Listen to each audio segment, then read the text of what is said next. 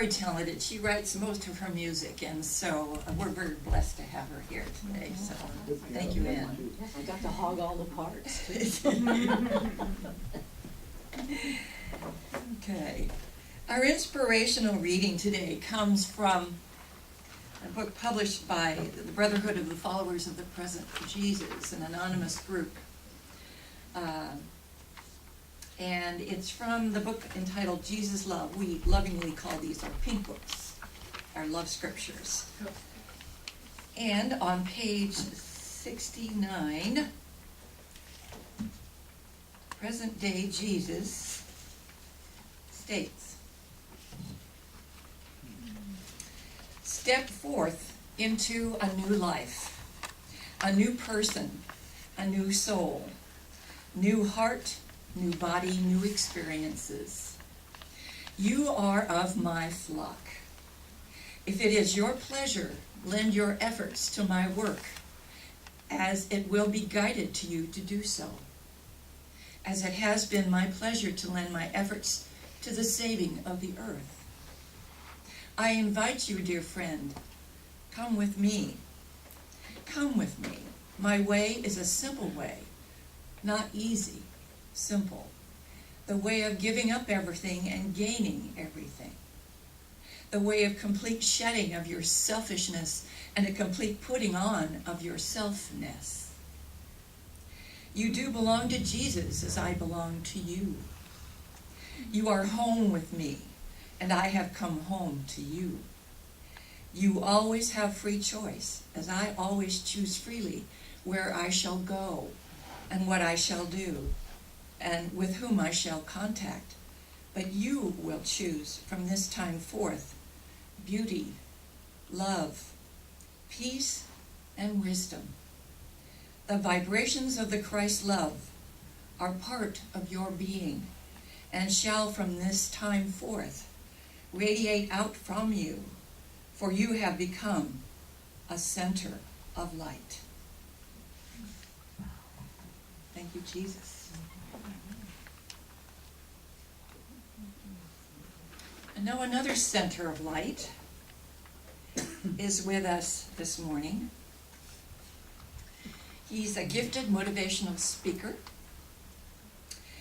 He has graduated, as he likes to say, instead of retired, as the minister of the Unity Church on Altadena Avenue. He's an author, a runner of marathons, a singer of cowboy songs, and more. And his philosophy and motto are, "I believe each person has the ability to discover his or her heart's desire and bring it to life.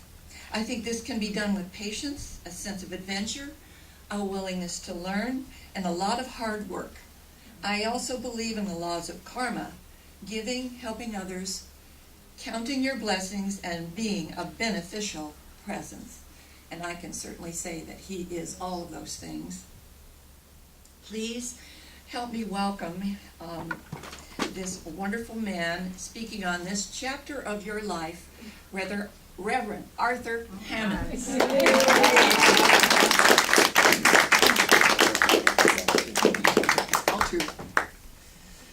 Good morning. Good morning. Thank you very much for having me. I'm very, very honored and happy to be here. And I have a lot of things to say, but they're not to you. They are to the Christ in you. And it will hear, your Christ in you will hear what it has been trying to tell you for a long time. And it will nudge you and pull on your heartstrings and give you a little sign that this is what I've been trying to get you to work on. So do that. Then when you said you'd like to be a flower, I'm the flower of our family. They told me all my life I was a blooming idiot.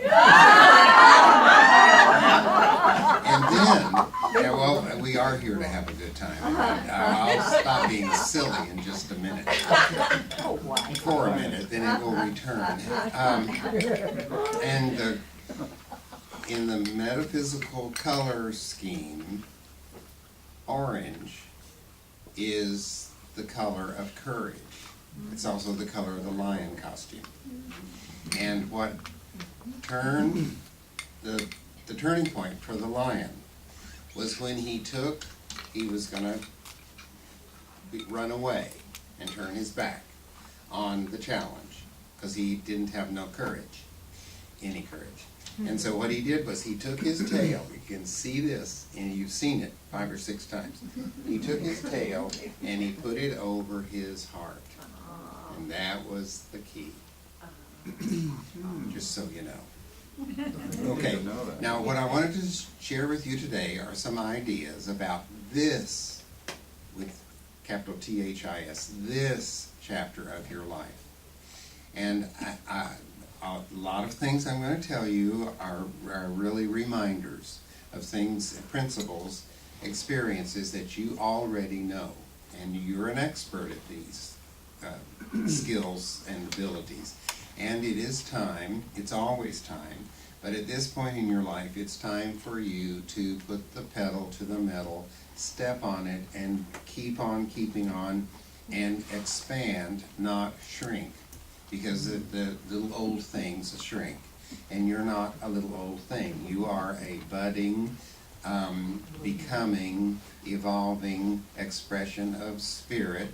And you don't want to let spirit down by pooping out at the end. You want to be vibrant, alive, energetic, lovely, charming, caring, all of those qualities. And if we don't have those qualities in front of us and all the time, then they kind of, because with attrition, they just kind of fade out. And the next thing we know, we consider ourselves and are considered by others to be less important and with less performance and less effort and less results. And what we want to do is, it would be nice if in our culture there was a greater reverence for the elderly, those that have a lot of experience. And in order to have that reverence and appreciation, we have to earn it by showing up and looking very much alive. So I wanted to share some ideas about this chapter of your life. Your life is like a book, and the book your book has many chapters in it, and those chapters have a wide range of years and experiences. Your chapters and your book would make a fabulous novel, an incredible miniseries, and an outstanding movie.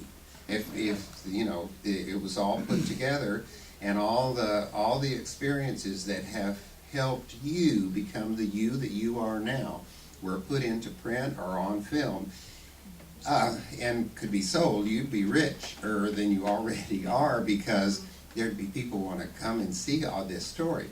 They would learn from you about the many successes you've had, about the times you've started over, about the tears that you cried that sometimes no one ever even knew about the heartache, but about the joy, and about the pain, and about the love making, the sex life that you've had. I hope that wouldn't shock anybody, but and we don't have to go into detail, but if they only knew, if you could only remember.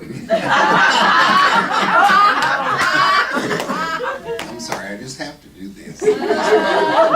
But your story is a lovely one, and if you read it and reread it and brought and freshened all those experiences, you would see how very qualified you are to make this chapter your most outstanding one, your most successful one, your brightest and most productive chapter of your life. And you could say thank you to all those other chapters.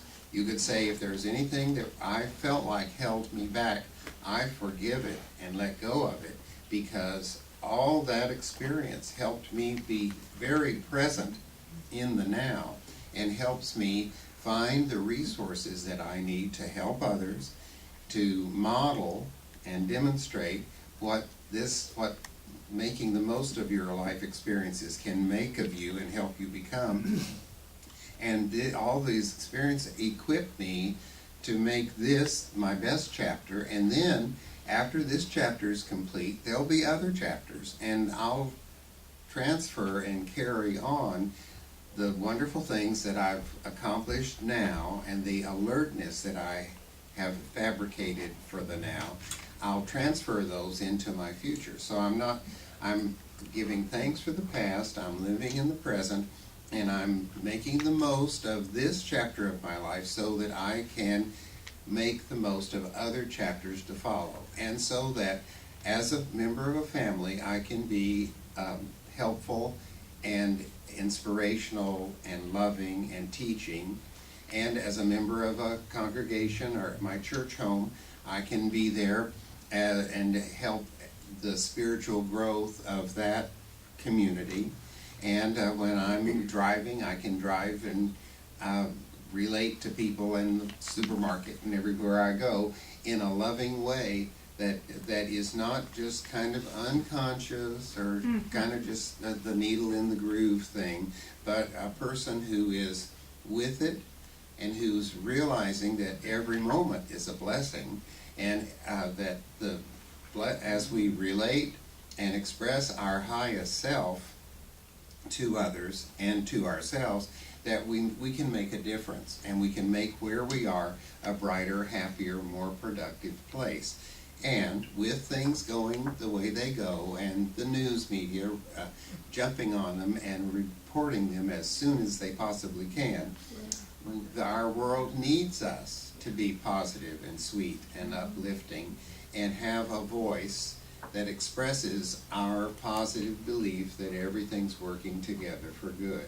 And we need to learn how to, in a ladylike and a gentlemanly way, to speak up for the good and the truth. And while things, there are opinions that lots of people have and the news media has, and what we should have an opinion and voice our opinion, and we don't have to agree or disagree with and say things that are going to upset some people.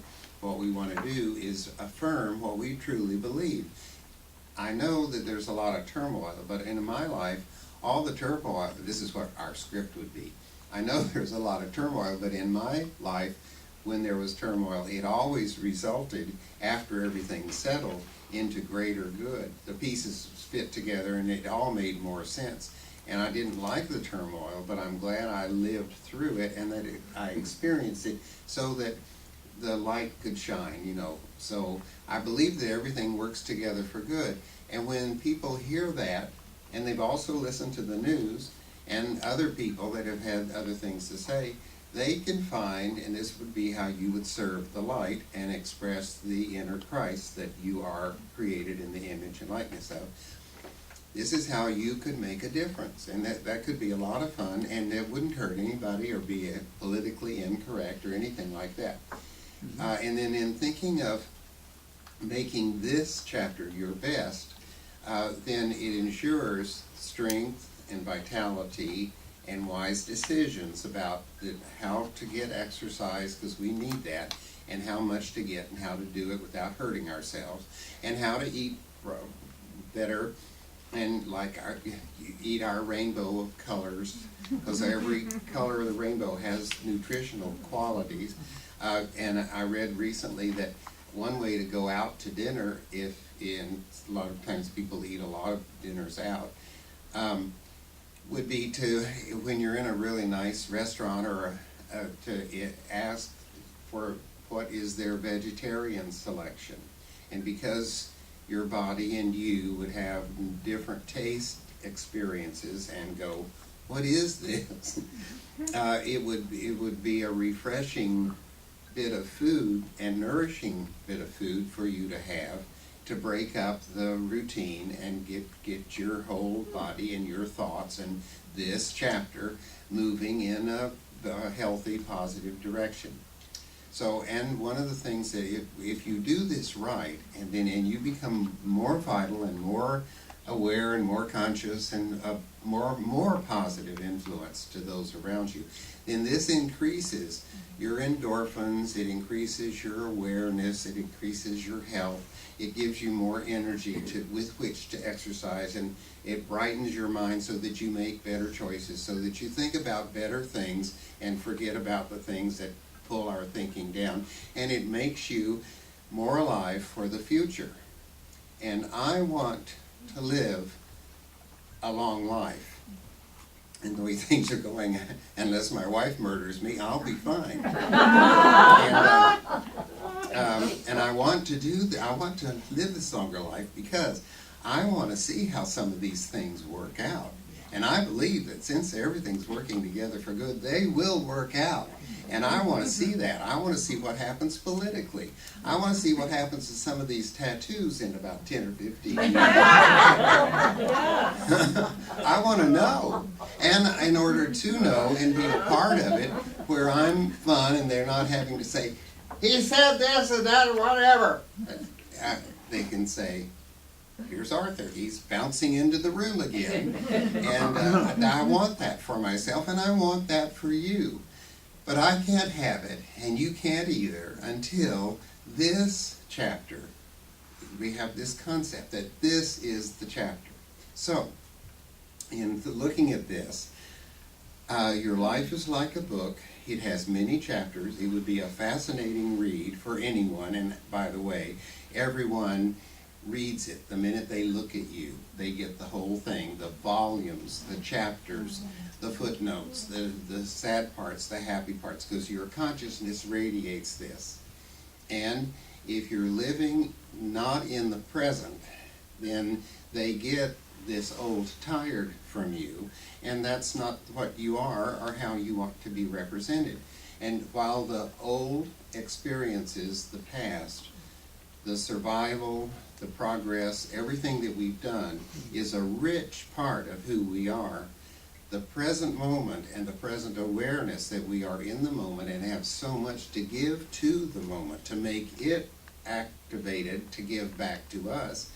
When that is seen, and that's our style, then we are very attractive, and that makes us magnetic for others who are with us, and it helps us be kind of alarming, to be the alarm for people that aren't quite there, to wake up and go, what happened to them? Why can't I be like that? And then they causes them to think, and maybe they go, I'll have the vegetarian thing too. You know, they're doing it, I'll do it.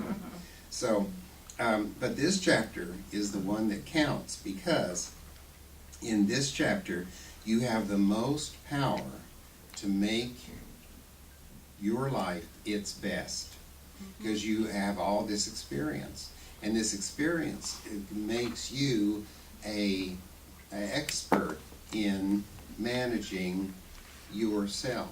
And the belief system that you have, that the Christ dwells within you and is luminous with thoughts and ideas, warm with love, strong with power, wise with wisdom. To that experience, you have a greater knowledge of that now, today, in this chapter, than you've ever had before. And that's only going to get better, because you're going to be listening and observing and praising it and cherishing it, embracing it and expressing it. So you are more capable then in this chapter than you've ever been before. And then let's look at this. You could say, well, I am more capable, and if I kind of did a little bit more exercise, my body would have more energy. And if I ate a little better, I'd probably my health would be even more spectacular than it is. But I don't look like I used to look. And it's true. You don't look like you used to look, and I don't either. But when we're centered in the light, with all the age we have, with all the changes that we have undergone, that radiance shows through, and it makes us beautiful in ways that pretty people can't be beautiful because they're too young, they don't know. And it does, their beauty is pretty. I see these young people in the movies and on television, and it is amazing how attractive so many are, men and women. But you have, and you don't get to be that pretty anymore. Maybe you were once, you probably were just darling. But the beauty that you are now, well, some of you, the beauty that you are now, I have to do this so you'll keep awake.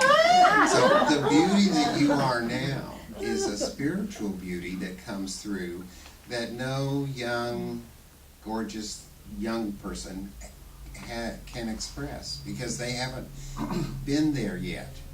And hopefully in this chapter, they're doing the most and the best that they can. And when in the news media we find someone that really does something bad and gets in a lot of trouble, and I don't need to name any names, they are angels, little angels, unaware. We're unaware of the lessons they're learning, that the example they're setting of how doing what they do the way they did it is not beneficial. And so they're great teachers. And we need those teachers. Maybe you don't need them as much as people their age groups need them to see, oh, you should think before you do some of the things you do, or you can't behave like that, or you can't do that, or oh boy. And then as people make mistakes, they become an example to their peer groups as to what not to do. So they're a blessing in disguise. Okay. So, and we then can say, well, bless you and your heart. That's what they say in Texas. Well, bless her heart. And they'll say, Betty Sue she has a lot of stress and she's been eating too much and she kind of puffed up. Bless her heart. So you can say to them, bless your heart, and God bless you to be that others might learn from this, and that the gift you give can be well received. So you are more capable than you've ever been before. And I always like to say that nothing has ever been sliced so thin that it doesn't have two sides. So the one side is you are so capable you could do anything. You could be reborn with enthusiasm. You could rebirth yourself into enthusiasm and success and health and prosperity. The other side of that is, with all the expertise and the high intelligence that you have, you could figure out more clever ways to get out of this chapter and not apply yourself, and not work hard, and not pay attention. You could figure out more excuses why it won't work because of that combination of qualities that you have accrued in your lifetime. So what you need to do is give yourself credit for all of your accomplishments. Give yourself credit for your failures, which led to intelligent awareness about what to do and what not to do, and how to be more thankful and how to start over. And get enthused about this chapter and create this chapter and make it the best ever of all your chapters. Then, I think it's important, if I'm making any sense to you, and the core of all of this is that you have the Christ presence within you, just as Jesus had it within him. And he relied on his presence to reveal to him what he needed to do and say, and how he needed to do it, and say or not say, and how to be silent and do what he could do. And you have this same presence because you and I have the same loving Father, Mother, God. This presence created us, and what you believe about this is very important for you. So I'm not to change that, You are to keep that and let it unfold and evolve. But my awareness is that we were all there at the same time when we were created. And this was before we had bodies, so we were just all spheres of light, like pearls cast on velvet. And we were there. And so we've seen each other without our bodies on. It's a beautiful sight. And in that, and God said, go forth. And so one of those pearls, several of them, just rolled right forward. And one of them was Jesus, and he went, hey, isn't this, where is everybody? You were all supposed to go forth. And so then he realized it's my place to inspire others. And so then he became a light unto our world to acknowledge us and ignite that our light in us. And in coming to this, our church, your church home, it's so vital that you're here because you support each other and others here support you in your growth and in your development and in your expression. And this is your spiritual home and your spiritual classroom. And every time you're here, it responds to you and you to each other, and it becomes even more spiritual and more of a special sacred place.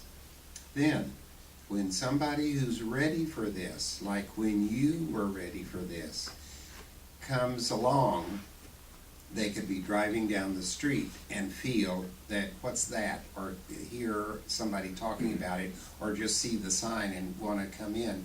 They'll come, and they'll join you, and they'll be grateful, and they'll feel at home the way you do, and they'll add to the quality and the numbers, and they'll bring they'll bring their expression to the potluck, so you'll have more food, but they'll also give more substance, money, and you in turn will support them, and they'll blossom and grow, and it's a magical situation that I would think you would want to be here every Sunday just to see what's happened next and to hear those testimonies of successes and to be with each other in your spiritual family. So this is a magical place, and to realize that is to seize the opportunity. And you must believe in yourself, and you must rise above your limitations, and as I said, seize the moment. So, the teacher came in from the principal's office. She had a big stack of papers. She set them on the desk, and she said, all right, everybody, get in your seats.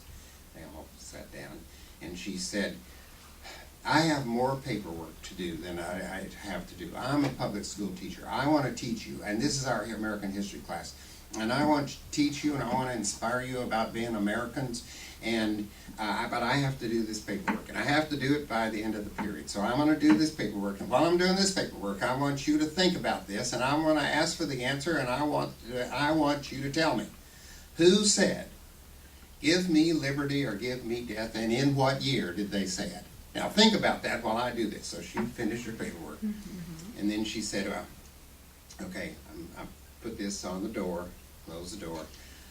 I'm sorry for my outburst, but I'm devoted to teaching, and I have to do the paperwork instead.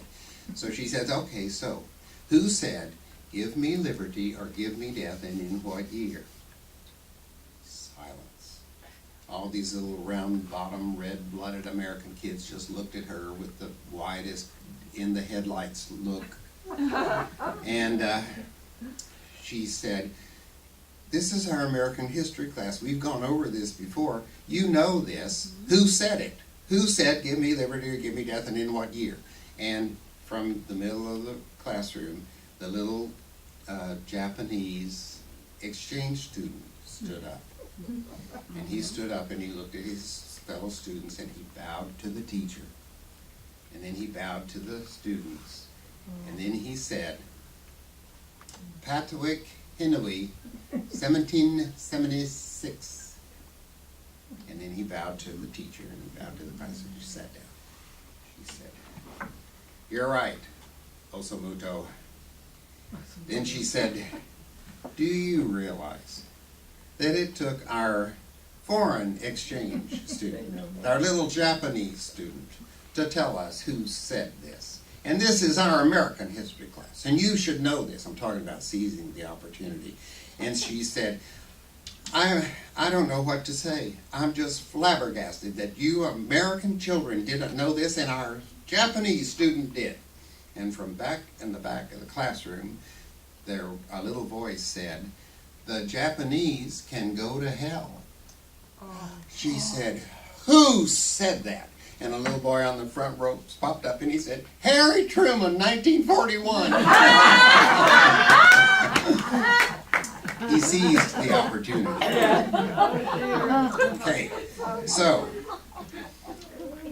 about your past and all that it took to get you here and all that it takes to keep you here, is your recollection of what happened accurate?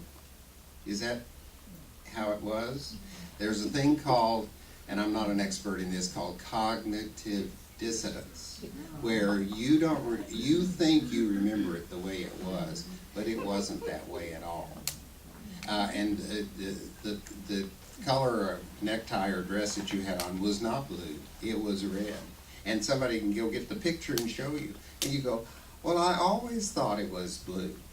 And because your thinking changes. Sometimes our thinking changes so that we can tell ourselves or justify some actions of ourselves or others, and so that it makes more sense.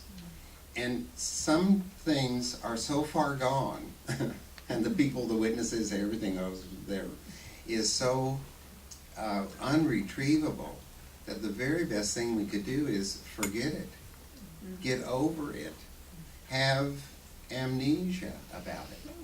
I wish you could bottle the amnesia. You put it in a little blue bottle, and I'd call it milk of amnesia. It'd be very cleansing. So is your recollection, your recollection accurate? And was it really the way you say it was? So what we can do about this chapter is there are several things I want to tell you about. One of the things I want to ask you is, what if, well, you hear these stories like some woman in Michigan is married, and then the husband works and they have kids and they have a house and 2 cars, and then she finds out that he's also married and has 2 other cars, another wife and another house and 2 other kids, and he's over there sometimes, he's over with her sometimes, and this has gone on for, kids are 5 or 6 years old, it's at least been going on 7 years, and she had no clue, like, I had no idea. Well, there are qualities in you that can be discovered and expressed that would be as surprising. You would say, I had no idea. No one ever told me.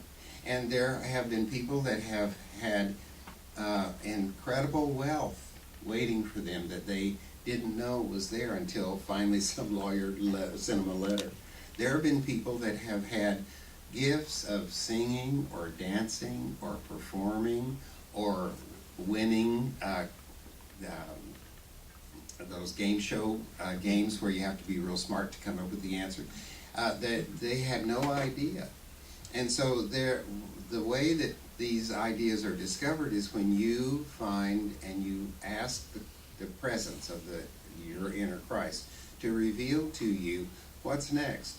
If this chapter is the next chapter and I need to make it my best, tell me what to do. So here are some things that I think you can discover. You need to see things rightly. You need a shift in consciousness. And we're not talking about reverse. We need to take time for reflection, and we need to make a difference for ourselves and in our world. We need to live a life filled with wonder, curiosity, and delight. Now, as I said earlier, I'm not talking to you. I'm talking to the inner presence of God's life and light within you, and it will go bingo. Even if you're not Catholic, it'll go bingo. Did you hear that? I've been trying to get this to you for years. So then, we need to do something in this chapter that your future chapters will thank you for. And we need to develop accurate pictures of who we are. And we need to know the truth of our wholeness and our strength of mind. And then we need to connect and stay connected with our spiritual essence. We also need to know what our intention is. What is your intention? What do you intend to do now? And this is an important question. Every once in a while, I question my intentions when I go in a room and I don't know what I went in there for. And I go, what did I come in here for? That's an opportunity to survey my intentions. Oh, I intended to do this or that. And let me tell you this about you.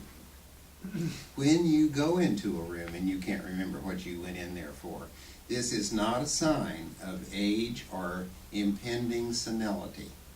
It means that in your retrieval system, you have so many files filled with valuable information that you have collected over a lifetime that it takes you a moment to filter through those files and find what it is that you were looking for, the name of somebody, the place that you were, or why you came into this room. Young people don't have that luxury of having full files like you do. So they can find answers quicker because they have less material to work with.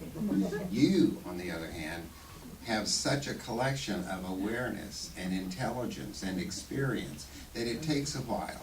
So when you butt up against this, then instead of beating yourself up, all these things are wrong, you need to say, because of my vast collection of resources and information, it will take me a moment. Let me get back to you. Or just give me a moment to think about it.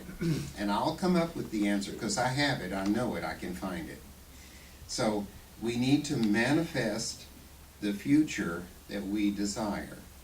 And then choose your thoughts and go, is this channel that I'm tuned into one that's going to serve me? Acknowledge that your very nature is love. You are not a fighter, you are a lover. And you love to love, and you're real good at loving. And love diffuses the opponent of a fight. And be influenced by what you can learn, not by what you think you know. So be influenced by what you can learn, not by what you think you know. And then know that you are equipped to handle any situation, and that your spirit, you and spirit, are inexhaustible. And know that you are empowered to meet life with boundless hope and compassion.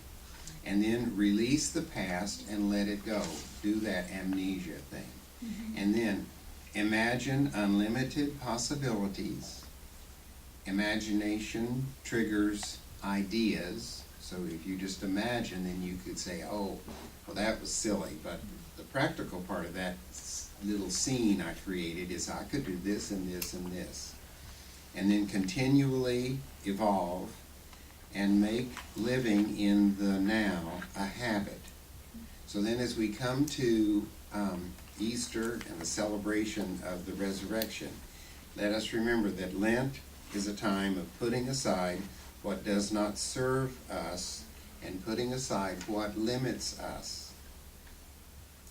And resurrection occurs when we rise from limitation.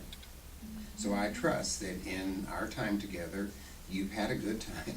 It sounded like it. And that you've listened with your ears and your heart, and the Christ, your Christ within you, has not said he's right, but it said you're right to follow these ideas and these guidelines. Let's bow our heads in prayer. Father, we give thanks for this time together and here in our spiritual home. And we give thanks that when we're not here, you're with us wherever we are to make our home in the world. We give thanks for your love that loves us the way we are, your power that helps us make this chapter our best, and your illumination and warmth that keep us going and growing and unfolding. We cherish your presence within us. We acknowledge it. We embrace it. It is us. It is who we are. And for this presence, Father, Mother God, we give thanks with grateful hearts. Amen.